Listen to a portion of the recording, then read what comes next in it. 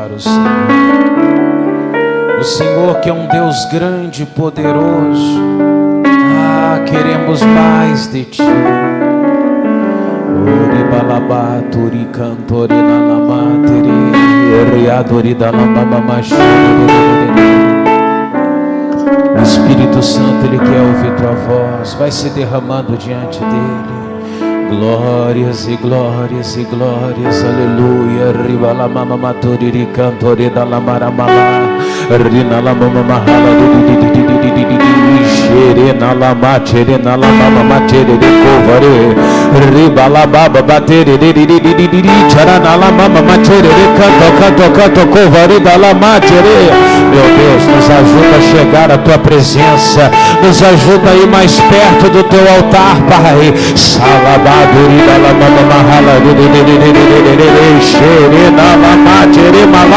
Deus está te chamando à comunhão, à intimidade. Vai buscando, vai chegando mais perto dele. Santo, santo, santo, santo, aleluia. Você é um adorador do Senhor. O Senhor Ele te busca, Ele quer ouvir a tua voz. Ele fala, clama a mim. Ele pede que você o invoque, que você o clame. O Xalabadorina.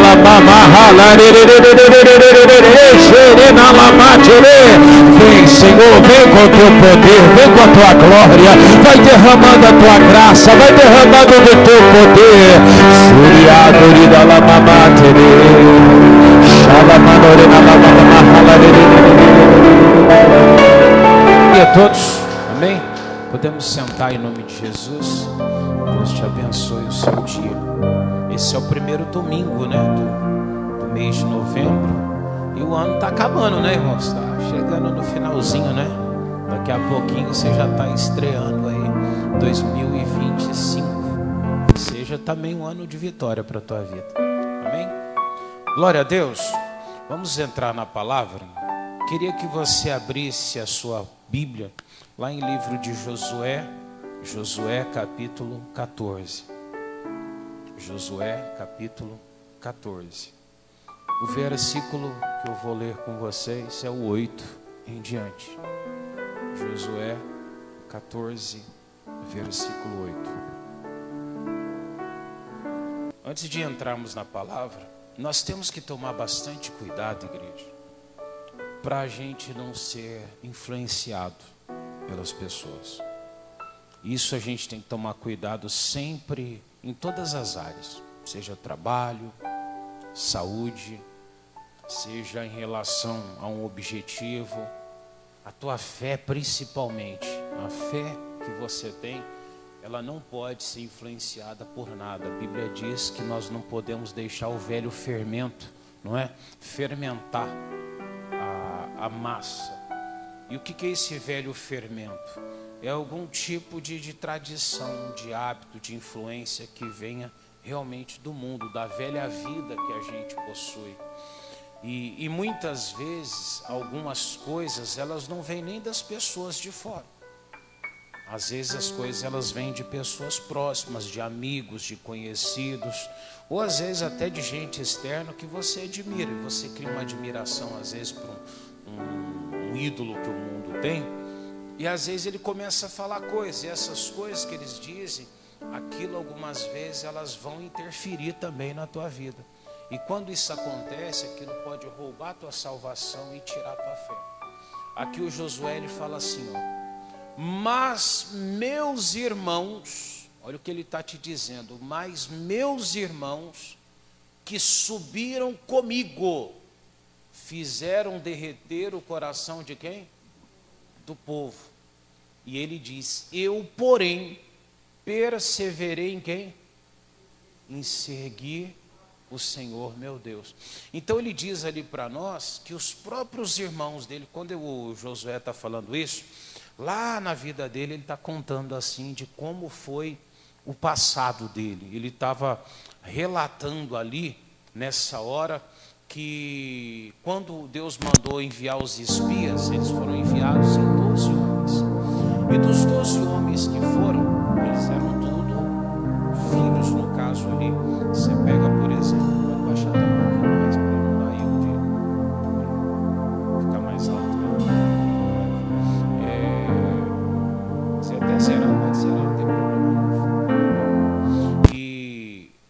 Deus tinha mandado 12 espias. E dos 12 que foram, eram cada um das tribos de Jacó ali, de Israel, que era dos 12 filhos, claro, com exceção daqueles que saíram, que entraram os outros nos lugares, como os filhos de José, que cobriu o lugar dos que foram excluídos, dos filhos de Jacó. Os do José ali preencheu aquilo que faltava de lacota. Mas eram todos assim, primos, não é? Praticamente primos um dos outros. E ele fala que esses que subiram, que foram em 12, ele não diz ali sobre o Caleb, mas ele fala que os irmãos, olha lá, ele fala, os meus irmãos que subiram comigo, fizeram derreter o coração do povo. Por que fizeram? Quando este povo voltou, lá da terra prometida, que Deus mandou eles irem espiar, 10 deles voltaram dizendo assim, se nós tentarmos entrar na terra, nós vamos morrer. Eles voltaram dizendo isso. Se nós insistirmos, nós vamos sofrer. E muitas vezes as pessoas, elas fazem isso com você.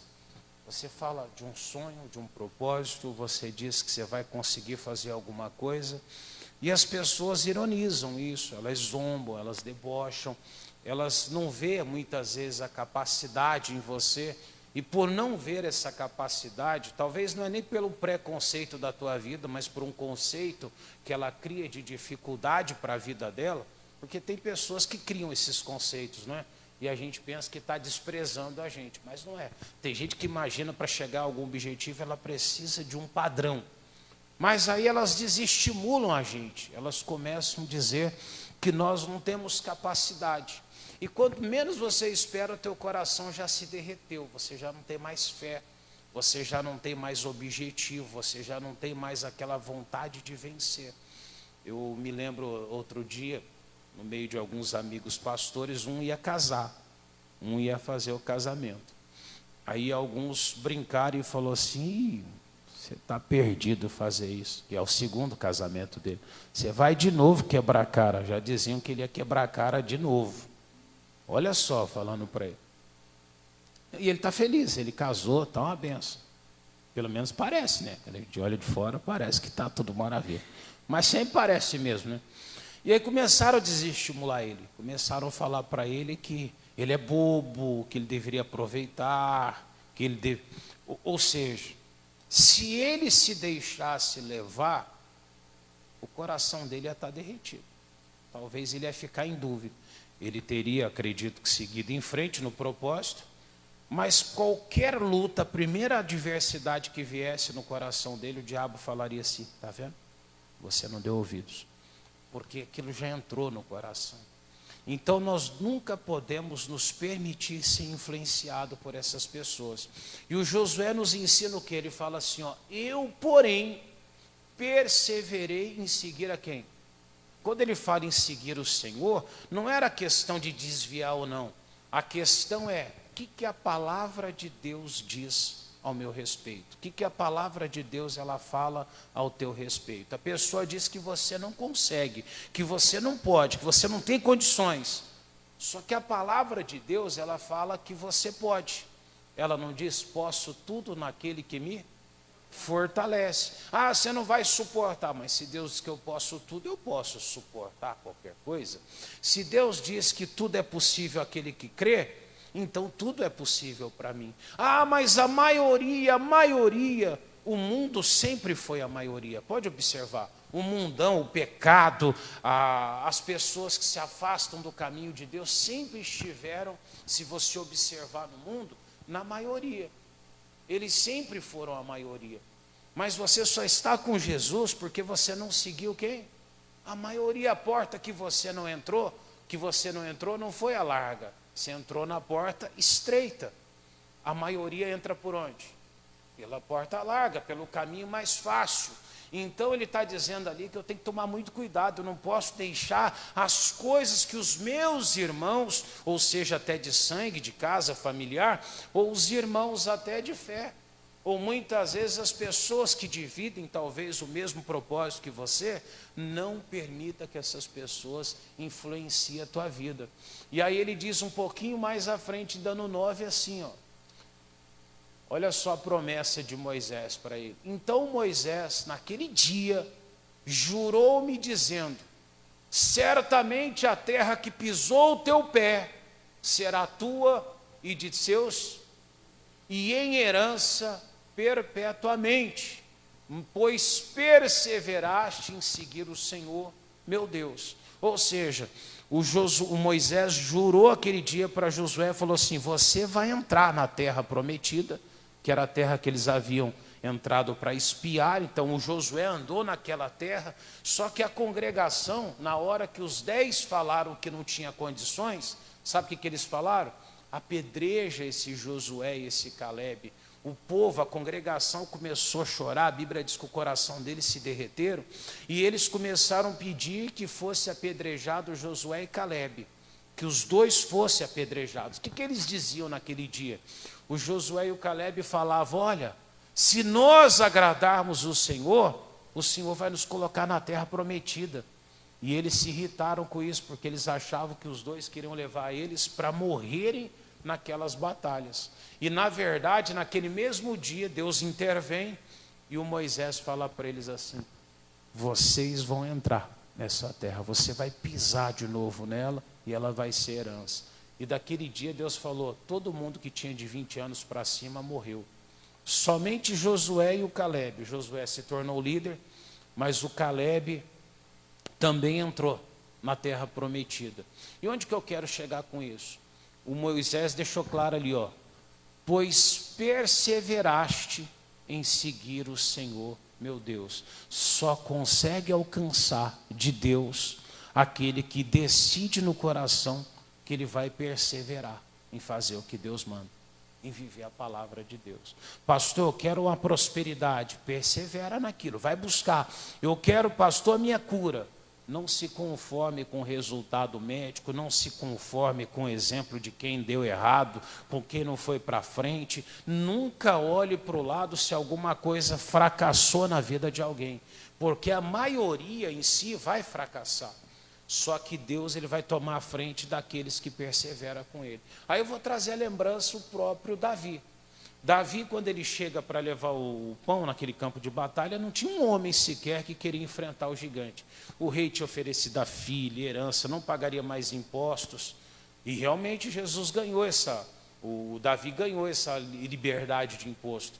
Tanto que Jesus, quando ele chegou, ele não ia pagar o imposto, não era? Jesus era a descendência de Davi. Ele não precisava, mas cobraram o imposto de Jesus indevidamente. Até o imposto que a família de Davi, a descendência, no caso Jesus, não precisaria de pagar, Jesus pagou só para cumprir a palavra, para não ter o que falar. Mas o próprio Cristo não precisava de pagar impostos, porque ele era descendente da família de Davi. Amém? Então, quando Jesus manda Pedro lá, pega o peixe, tira da boca, manda, não é que Jesus ia tentar burlar o sistema, não. Jesus, ele tinha esse direito, porque ele vem da triagem de Davi. Amém? É só uma explicação que serve também para a tua vida, para entender. E naquele dia, Davi perseverou. Davi foi para a batalha. Pastor, ninguém queria ir, por quê? Porque a maioria sabia que ia ser morte na certa. Só que Davi falou: não, eu vou. Quando Davi vai, ele pega 5 pedrinhas, não é?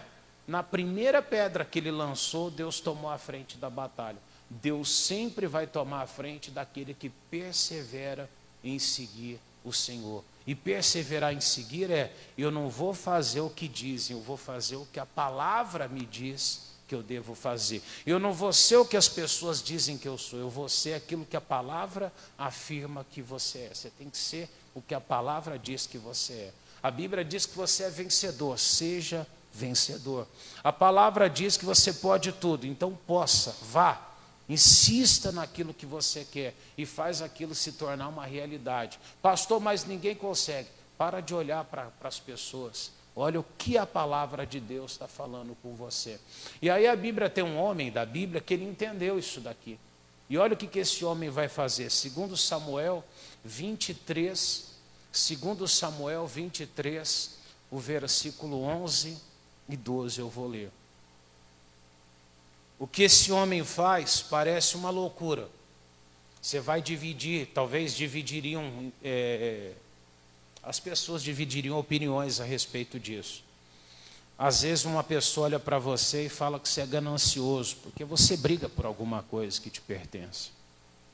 Uma senhora falou para mim outro dia, falou, pastor, se eu falar da herança, eles vão falar que eu só estou interessado em dinheiro.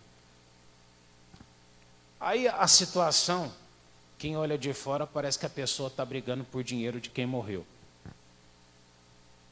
Eu disse para ela o seguinte, a herança é sua? É. Você tem direito? Tem. Vai mudar alguma coisa você abrir mão? Ai, de ninguém vai falar nada, pastor. Você acha que ela tinha que abrir mão ou ela tinha que tomar posse do que é dela? Mas todo mundo critica, não é? Nossa, por que ela não deixa do jeito que está? Porque tinha gente que não era herdeiro se aproveitando da situação. Mas daí ela falou, pastor, vou me julgar. Mas é um direito seu. Ô pastor, mas se ela não precisa, eu acho que esse lado da gente julgar quem precisa e quem não precisa é uma linha muito complicada, não é? Mas ele está com pedra em você. Ixi, sempre que as pessoas puderem, elas vão te apedrejar. Só que você tem que saber separar. Eu estou fazendo o quê? O que é errado ou o que é certo? O que é certo. Então você não pode se deixar levar pelo que dizem. Amém? E esse homem, irmão, ele tinha um campo de plantação de lentilha. E os inimigos subiram em uma quantidade muito grande, numa época que eles estavam quase para a colheita. E eles tinham duas opções. A maioria fez uma das opções, que era abandonar tudo, deixar o campo de lentilha, deixar o que tinha. Lembra, aconteceu isso também no tempo de Gideão, né? O Gideão tinha um trigo, estava todo mundo escondido, o Gideão subiu e foi malhar o trigo. Quando o Gideão vai malhar o trigo, o anjo do Senhor aparece para Gideão e fala, varão valoroso, por causa do esforço que ele tinha. Deus fala, vai nessa tua força e livra Israel. Mas porque ele estava malhando o trigo. Não seria ele escolhido, mas pela atitude dele, Deus se encantou com aquilo em Gideão. A mesma coisa aconteceu com esse homem. Todo mundo abandonou o que tinha, os seus campos, e o inimigo ia vir a destruir tudo. Só que a Bíblia diz assim, ó, e depois dele, Zama, filho de Agé, o Ararita, quando os filisteus eram inimigo de Israel, viu? E eles subjugavam Israel nessa época. Os filisteus se ajuntaram numa multidão, onde havia um pedaço de terra cheio de quê? De lentilhas. E o povo, igreja? O povo fugira de diante dos filisteus. Todo mundo foi embora, porque os filisteus iam matar todo mundo, ia ferir todo mundo, eles iam acabar com tudo ali. Só que esse homem, ele decide ficar. Ele fala, eu não vou fugir, eu não vou fazer o que todo mundo está fazendo, eu não vou seguir todo mundo. E às vezes a gente segue todo mundo. Às vezes você vê uma coisa que acontece, um movimento, parece que se ajuntam todo mundo, né? Vai fazer fofoca de alguém, parece que todos se ajuntam para apedrejar. Você tem que tomar muito cuidado com as pessoas que tentam influenciar a tua vida. Você não pode permitir isso. Eu já vi pessoas descobrirem que tem uma doença, um câncer, e todo mundo já começa a falar, puxa, ninguém consegue sobreviver a isso. Ai, a outra aconteceu tal coisa, não sei quem morreu, você viu? E a pessoa acabou de descobrir, às vezes nem é tão grave, né, irmão? Mas ela já está pensando na morte. Eu vi uma pessoa uma vez, ela começou a já pensar, quem vai cuidar da minha filha de 7 anos? Porque eu vou morrer.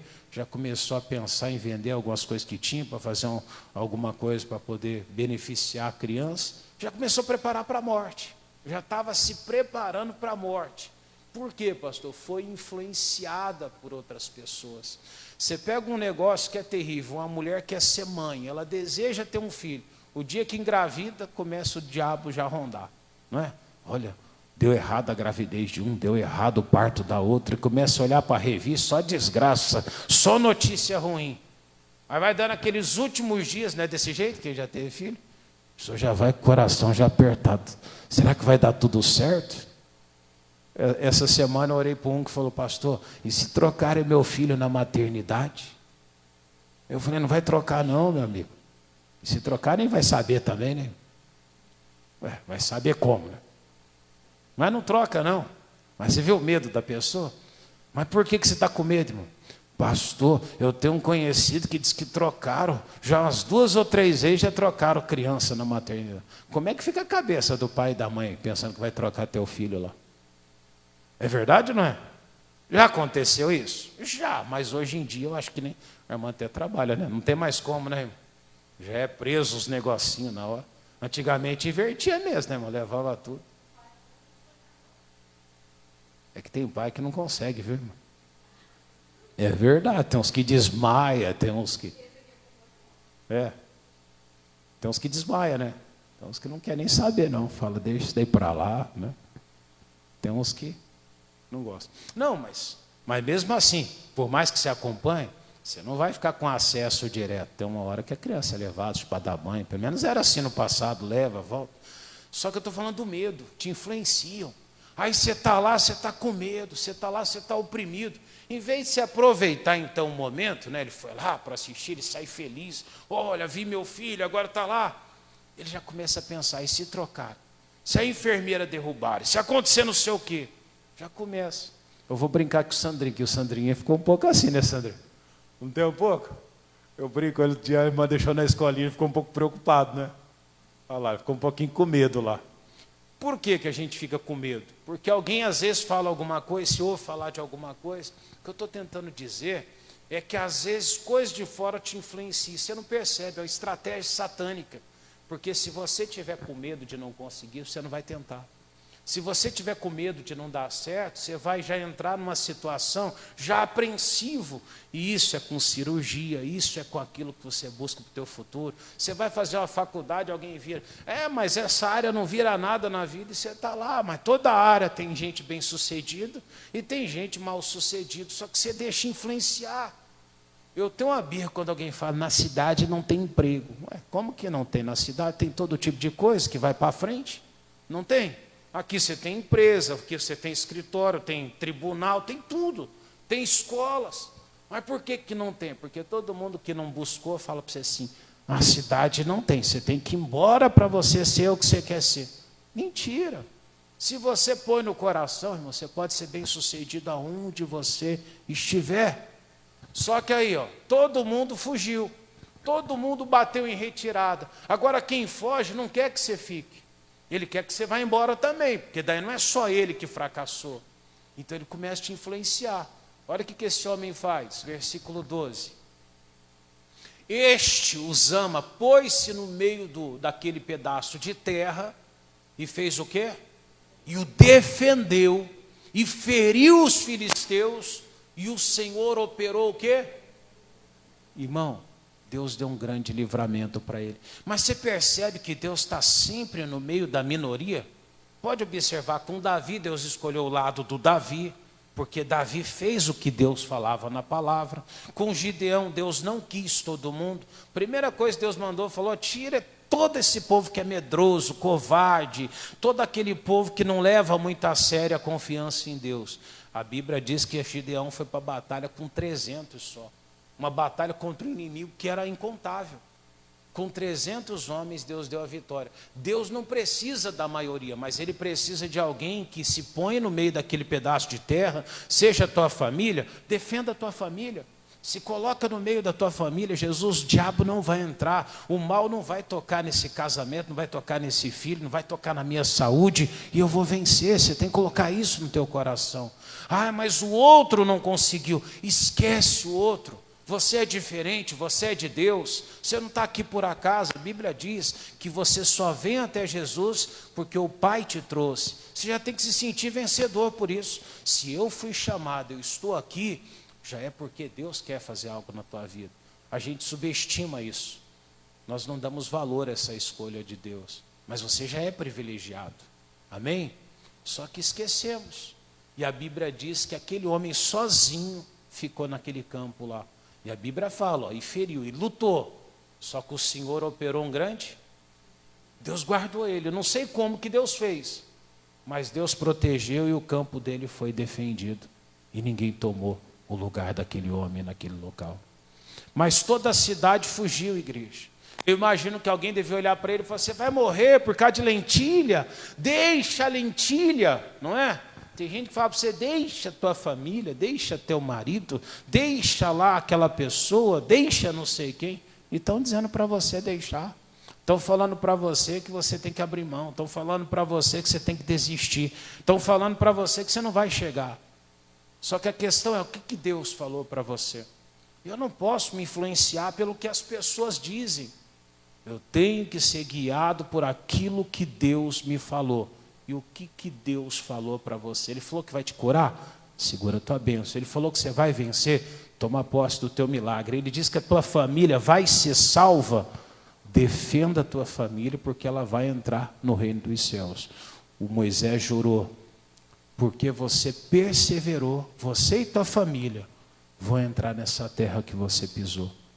Você e tua casa vão chegar onde você está buscando, mas porque você está sendo firme, guerreiro, vencedor. Gálatas 6:9, para terminarmos. Gálatas 6:9.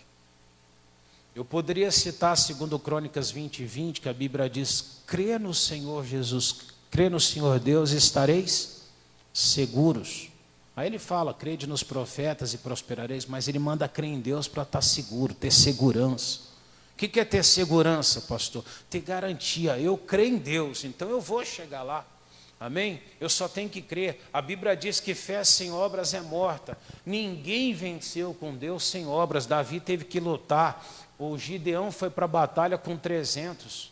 Esse homem ficou sozinho num campo, para que os inimigos não entrassem no campo dele. Irmão, e Deus nunca decepcionou essas pessoas. Todas elas conseguiram aquilo que buscavam. Pastor, a maioria não consegue. Eu não quero nem saber da maioria, irmão. Amém? Eu quero saber do que Deus disse. Deixa a maioria falar. Faz aquilo que Deus falou no teu coração. Ele diz que eu posso, eu posso. Seja a diferença, não seja a maioria. Amém? O céu não vai entrar a maioria, vocês sabiam disso, né? A Bíblia diz que 30% da humanidade só que vai ser salvo. Só 30%. Ou seja, 2/3 não vai entrar. Você vê que coisa? Então nunca esteja junto com a maioria, porque a maioria não vai chegar lá. Amém? Você tem que fazer parte da minoria. E não nos cansemos de fazer o quê? O bem. O que é fazer o bem? Praticar a palavra. Diz que Jesus andou fazendo o bem. Jesus andou pregando a palavra, amém? E operando os sinais em nome do Senhor. Fazer o bem é usufruir da palavra de Deus, fazer dela um meio de vida. Não nos cansemos de fazer o bem, porque ao seu tempo ceifaremos. Então ele diz que no tempo certo você vai colher, mas só com uma condição: se não houvermos,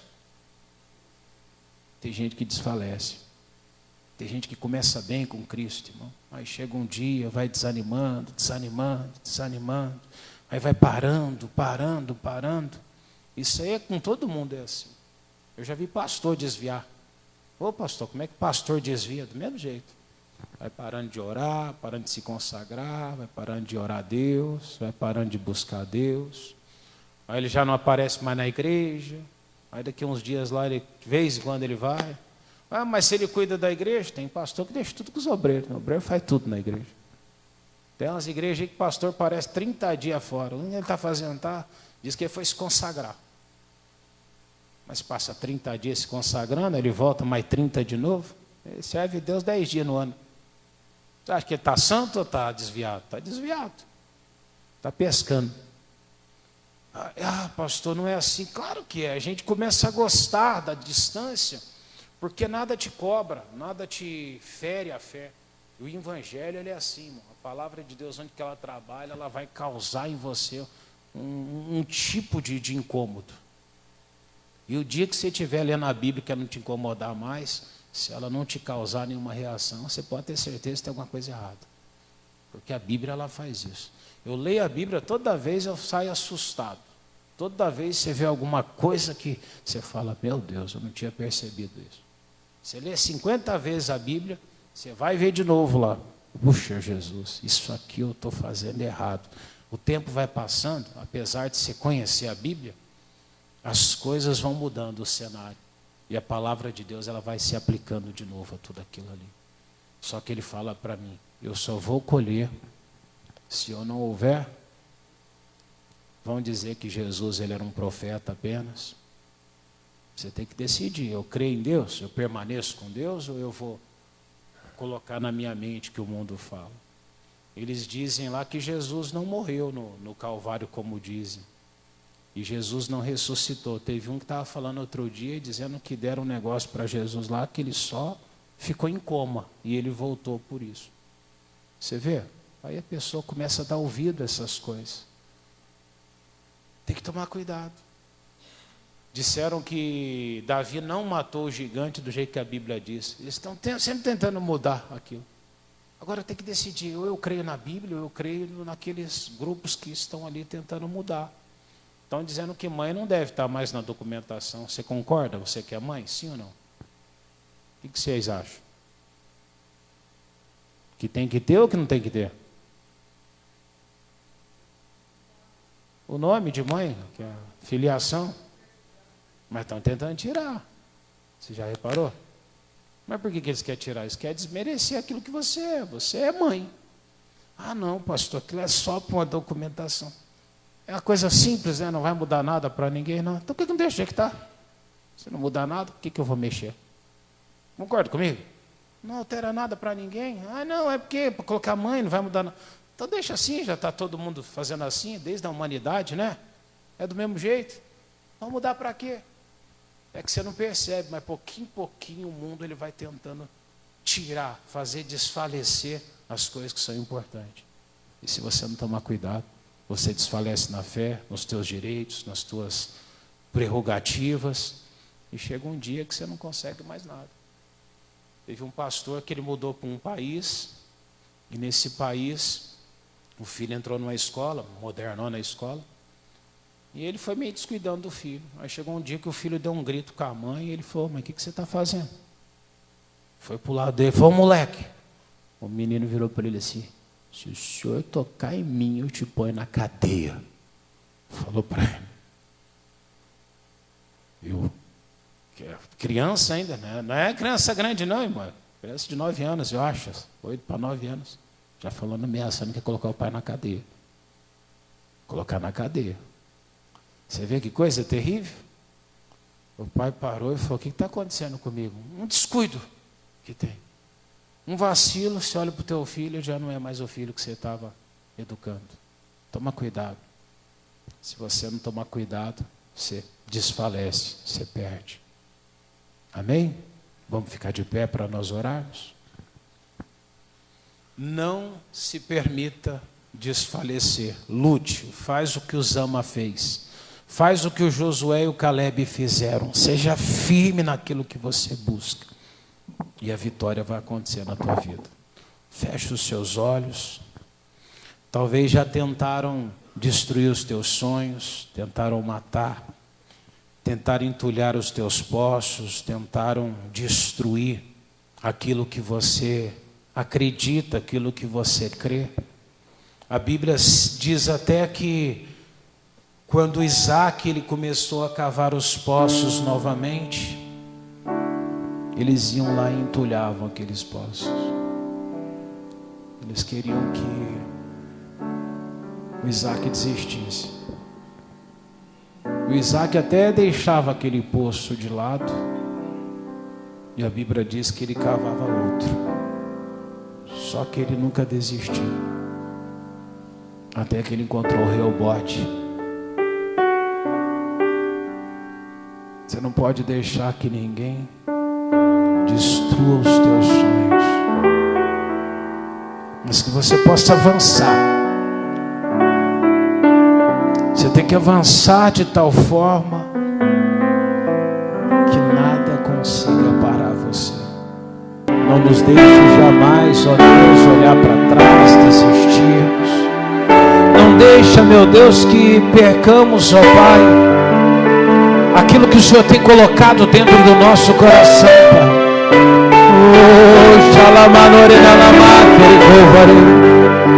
Ajuda essa pessoa agora que está clamando Jesus. Ela está dizendo: Deus, eu não quero abandonar o meu campo de lentilhas. Tem alguém dizendo: Jesus, eu não quero abandonar o meu filho, eu não quero abandonar a minha casa, os meus sonhos, os meus objetivos. Você foi chamado para ser vencedor. A Bíblia diz que Ele já te fez mais do que vencedor. Começa a adorar a Deus. Vai glorificando a Ele, vai se fortalecendo nele. A Bíblia diz que Josué e Caleb foram os únicos que não se deixaram levar pelo restante dos irmãos que ali estavam. Todos os outros diziam: mas ali tem gigante. Vão dizer para você que tem gigante no teu caminho. Mas e aí? Você é um vencedor mesmo? Você está pronto para uma batalha? O Senhor é maior que os gigantes que tem no seu caminho. Oh, vem com teu poder, Senhor. Começa a derramar da tua graça, Pai.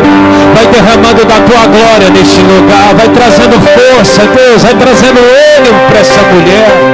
Dá ânimo, Deus, para essa pessoa que clama.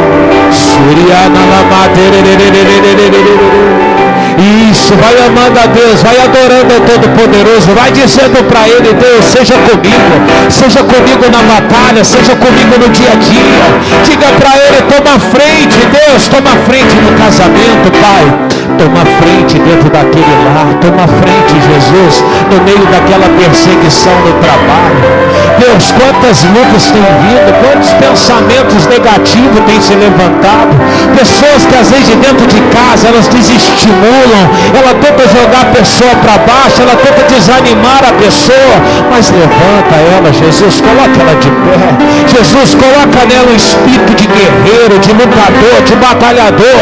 Meu Deus, como foi com Davi, como foi com Gideão, como foi com grandes homens da história da Bíblia. Pai, coloca dentro deles, meu Deus, essa sede de vencer, de vitória, e que ela possa ver a casa dela transformada, que ela possa ver a alegria voltar, o casamento florescer novamente. Isso, meu irmão, tem jeito. O Senhor tem sempre uma porta, um caminho, uma solução. O Senhor, Ele tem vitória para você. Você pode chegar muito mais longe do que você imagina. Você pode romper limites que você nem pensa que poderia ser rompido. Mas Deus é com você para te dar a vitória. Lute, batalha, toma decisão na tua vida. Deus, eu vou defender o meu campo, eu vou defender a minha vitória em o nome de Jesus.